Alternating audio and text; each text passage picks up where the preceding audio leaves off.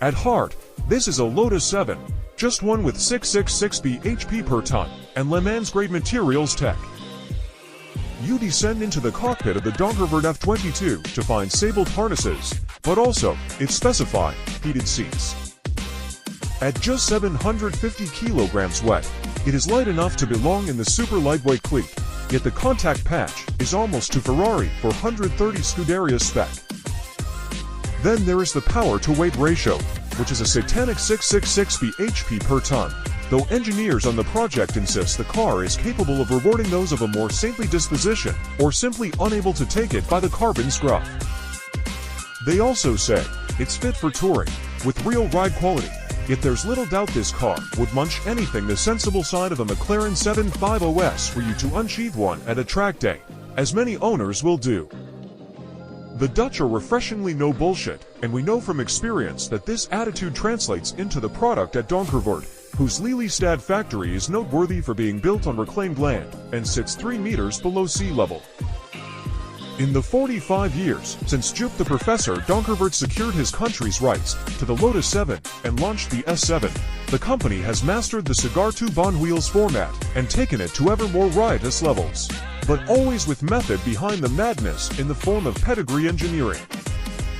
In 2020, Matt Pryor discovered as much when he drove the D8 GTO, the model that makes way for the Wilder F22. It was blindingly quick and thoroughly sorted, but also on another level to anything by Caterham in terms of weekend away ability, the catch, an eye-widening price.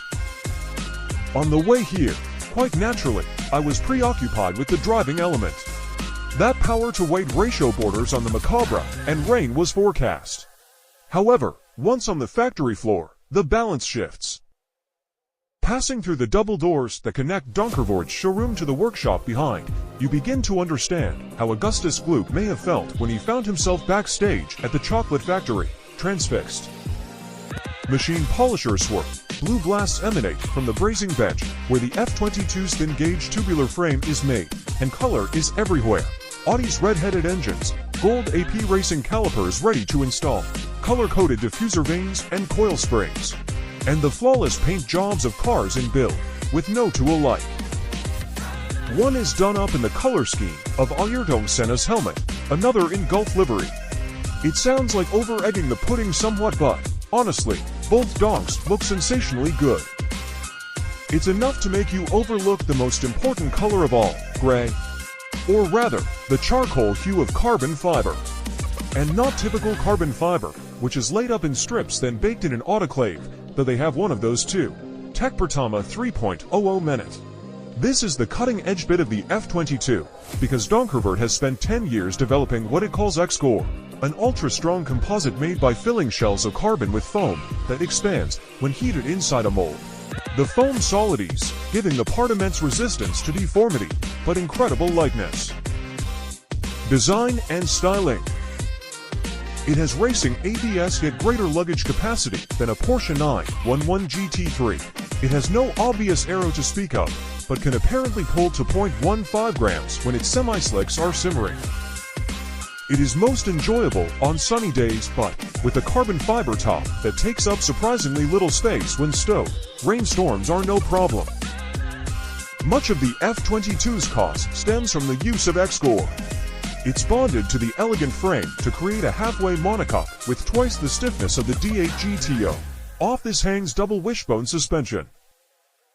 The box is a 5-speeder that feeds a dual-sourced LSD between the 19 inches wheels and their 275 section Menkang Air 1 semi-slick tires.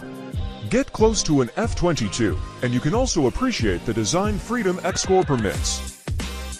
The windscreen rail is one piece, as are the artfully hinged butterfly doors and most of the panels that comprise the F22's truly extraordinary cabrier body. The side exit exhaust, which sits behind exhibition mesh, is also the stuff of a 12-year-old's imagination. Quality, high enough to justify the price. If that is even possible for this type of car, then yes. While 001 is an old campaigner, being the production prototype, the fit and finish on customer F22s appears infallible. Interior. Time to climb aboard into filigree carbon buckets, so slim they're barely there at all, and behind which gleamed the remote reservoirs for the rear dampers. The F22's doors arc wide GR010 style. The sill is narrow and, regarding ingress, this most unhinged donk has mercifully little humiliation potential. The driving position is uncomplicated and comfortable, and is of course quite caterer, but there's a sense of ensconcement in something more protective and supercar-wide. It's a bit McLaren in here. Visibility over that lupin bonnet is excellent. The cabin is spacious, too. In penning the F22 from scratch, not one bolt is carried over from the D8 GTO, they say. Donkervoort built in an extra 80mm of cabin width and 100mm of length over the D8 GTO. It means passengers no longer have to suffer a narrower berth. Being beefier than the D8 GTO, and with a Targa-style roof plus hard top for the boot, it's more car-like than its forebears. It turns out owners were okay with this, so long as an underlying rawness was preserved.